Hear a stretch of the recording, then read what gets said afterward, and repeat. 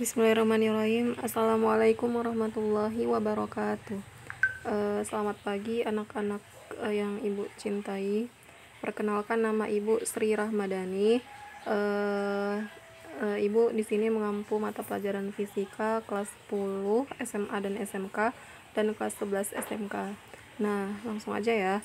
Hari ini ibu akan membawakan materi tentang anti korupsi. Nah, sebenarnya ini oleh Bu Seliana Oktiani Nursoliha. Jadi ibu cuman menyampaikan aja ya di sini.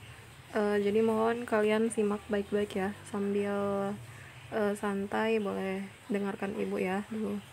Bismillah. Kesadaran hukum. Nah, pengertian hukum dan kesadaran hukum. Apa sih pengertiannya? Kesadaran sebenarnya menunjuk pada interdependensi mental dan interpenetrasi mental yang masing-masing berorientasi pada akunya manusia dan pada kaminya. Nah, itu menurut Surjono Sukanto. Jadi di sini sadar itu artinya menarik pada diri sendiri ya. Jadi sadar kalau kita itu misalnya berbuat ini salah atau benar. Jadi itu orientasinya adalah aku gitu ya. Aku atau kami. Misalnya di suatu lingkungan ada suatu masalah gitu, ada masyarakat yang misalnya kekurangan. Nah, dari warga yang mampu gitu, kesadarannya misalnya menolong sesama warga yang kurang mampu itu. Jadi di sini orientasi dari kesadaran itu adalah aku atau kami gitu ya. Terus hukum merupakan undang-undang peraturan untuk mengatur pergaulan hidup masyarakat. Jadi supaya masyarakat itu tidak terlalu bebas gitu ya pergaulannya, atau misalnya tidak terlalu barbar, maka adalah namanya hukum ya. Hukum itu untuk mengatur gitu kita yang boleh dilakukan apa, yang nggak bolehnya apa gitu kan ya. Jadi supaya manusia itu lebih terarah atau lebih bisa ini berbakti kepada negara dan agama juga kan ya. Jadi hukum itu merupakan undang-undang peraturan. Jadi kalau manusia nggak bisa diatur, berarti dia melanggar hukum ya. Kalau misalnya melanggar hukum, pasti ada sanksinya. Terus, jadi kesadaran hukum merupakan konsepsi abstrak di dalam diri manusia tentang keserasian antara ketertiban dan ketentraman yang dikehendaki. Jadi, kesadaran hukum dalam hal ini berarti kesadaran untuk bertindak sesuai dengan ketentuan hukum. Kesadaran hukum dalam masyarakat merupakan semacam jembatan yang menghubungkan antara peraturan-peraturan dengan tingkah laku hukum anggota masyarakat. Ini ya, jadi kesadaran hukum itu merupakan jembatan yang menghubungkan antara peraturan dengan tingkah laku hukum anggota masyarakat. Siapa aja sih anggota masyarakat? Berarti kalian semuanya ya, baik itu kepala desanya, masyarakatnya, anak-anaknya, pokoknya semua yang yang makhluk sosial itu termasuk masyarakat.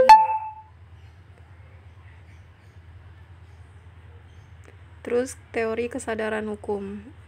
Nah, menurut Profesor Surjono Sukanto, mengemukakan 4 indikator kesadaran hukum yang secara beruntun atau tahap demi tahap, yaitu pertama adalah pengetahuan. Pengetahuan tentang hukum merupakan pengetahuan seseorang berkenaan dengan perilaku tertentu yang diatur oleh hukum tertulis, yakni tentang apa yang dilarang dan apa yang diperbolehkan. Kayak tadi Ibu jelaskan ya, hukum itu mengatur tentang yang dilarang dan diperbolehkan. Yang kedua, pemahaman tentang hukum adalah sejumlah informasi yang dimiliki oleh seseorang mengenai isi dari aturan tertulis, yakni mengenai isi, tujuan, dan manfaat dari peraturan tersebut. Terus yang ketiga adalah sikap terhadap hukum adalah suatu kecenderungan untuk menerima atau menolak hukum karena adanya penghargaan atau keinsyafan bahwa hukum tersebut bermanfaat bagi kehidupan manusia. Dalam hal ini sudah ada elemen apresiasi terhadap aturan hukum. Jadi yang ketiga ini, kalau misalnya tahap pertama itu kan pengetahuan. kita tahu hukum itu. Terus yang kedua, kita paham hukum itu. Yang ketiga, sikap kita, apakah kita menerima atau menolak hukum tersebut. Nah, kalau misalnya kita kalau misalnya kita udah ada sampai ke sana gitu ya, maka itu masuk ke dalam apresiasi kita terhadap aturan hukum. Jadi kita nggak masa bodoh terhadap hukum di Indonesia ini, mau terserah aku gitu ya, nggak kayak gitu ya. Jadi kita harus jelas gitu, harus jelas apakah menerima atau menolak. Jadi nggak masa bodoh kayak gitu. Nah, tindakan kita menerima atau menolak itu adalah sebagai apresiasi kita terhadap aturan hukum. Nah, yang keempat adalah perilaku hukum, adalah tentang berlaku atau tidaknya suatu aturan hukum dalam masyarakat. Jika berlaku suatu aturan hukum, sejauh mana berlakunya itu dan sejauh mana masyarakat mematuhinya. Jadi pas udah kita misalnya menerima atau menolak gitu kan ya. Nah, terus perilaku hukumnya adalah kita lihat gimana persentasi masyarakat yang mematuhinya, atau yang kurang patuh, atau yang nggak patuh sama sekali gitu ya. Jadi bisa kelihatan dari situ. Nah, terus syarat dan prosedur kesadaran hukum. Yang pertama, kesadaran hukum harus didasari pengetahuan. Jadi harus ada ilmunya dulu ya, pengetahuannya dulu. Yang kedua, kesadaran tentang kewajiban kita terhadap orang lain. Jadi sebagai manusia kita punya hak dan juga kewajiban. Jadi jangan cuman menuntut haknya aja ya, tapi kewajibannya juga harus kalian laksanakan dengan sepenuh hati, dengan serius. Nah, terus yang ketiga adalah pemahaman akan hukum menjadi penting. Jadi kalian itu meskipun masih muda, jangan bilang bukan urusan aku ya, tapi kalian adalah generasi penerus. Jadi harus melek sama namanya hukum. Contohnya kan kayak siapa? Shirley Anavita ya. Nah, itu kan dia milenial ya, politisi milenial. Nah, jadi kalau misalnya bukan kalian, siapa lagi yang meneruskan hukum atau menegakkan hukum di negara ini? Jadi kalian harus paham akan pentingnya hukum itu, bukan cuman bapak-bapak kita atau kakek kita atau siapa gitu yang bidang politis ya. Terus yang keempat adalah menerima hukum.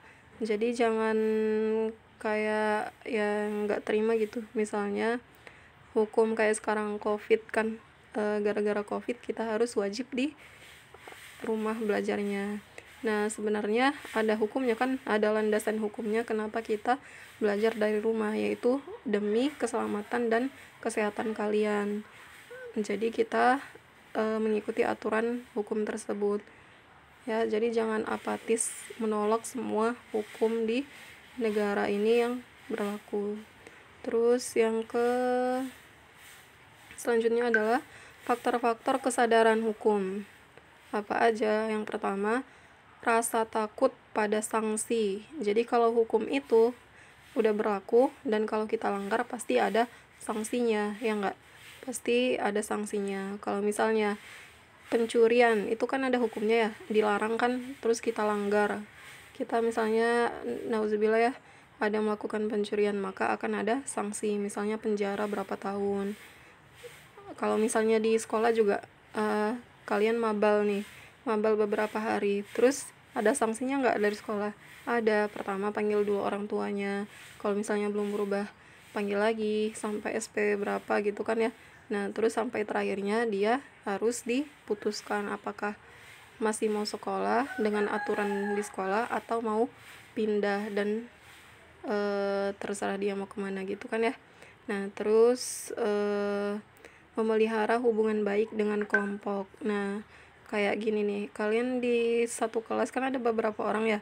Nah, jadi kalian harus menjalin kerjasama supaya kompak kelas itu. Kalau misalnya kompak satu kelas, insya Allah kalian satu kelas itu juga jadi lebih prestasi dan semangat dalam menuntut ilmu.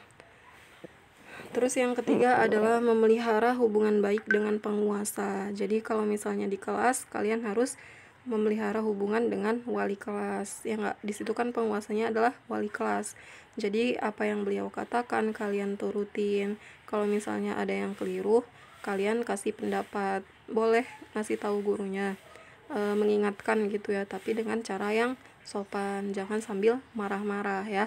Jadi gimana caranya supaya hubungan kalian itu dengan wali kelas kalian itu selalu baik dan hangat gitu ya, silaturahimnya kuat. Selanjutnya adalah kepentingan pribadi terjamin. Nah, jadi kalau misalnya di kelas kalian merasa tidak dihargai, atau misalnya kalian kesulitan sama mata pelajaran tertentu tapi kalian nggak nanya gitu, diam aja dengan masalah kalian sendiri. Nah, itu juga nggak boleh ya. Kalau misalnya kalian lebih mementingkan kepentingan kelompok daripada pribadi, itu juga salah. Sedangkan kalian kan juga punya hak yang harus kalian penuhi, ya nggak? Jadi kalau misalnya pribadi kalian kurang terjamin, coba diluruskan lagi. Oke. Nah, misalnya kayak apa ya contohnya, misalnya kayak makan kalian deh, makan siang kan ada yang suka catering ya. Nah, terus ternyata cateringnya itu suka nggak sampai, ya nggak, berarti itu kurang terjamin.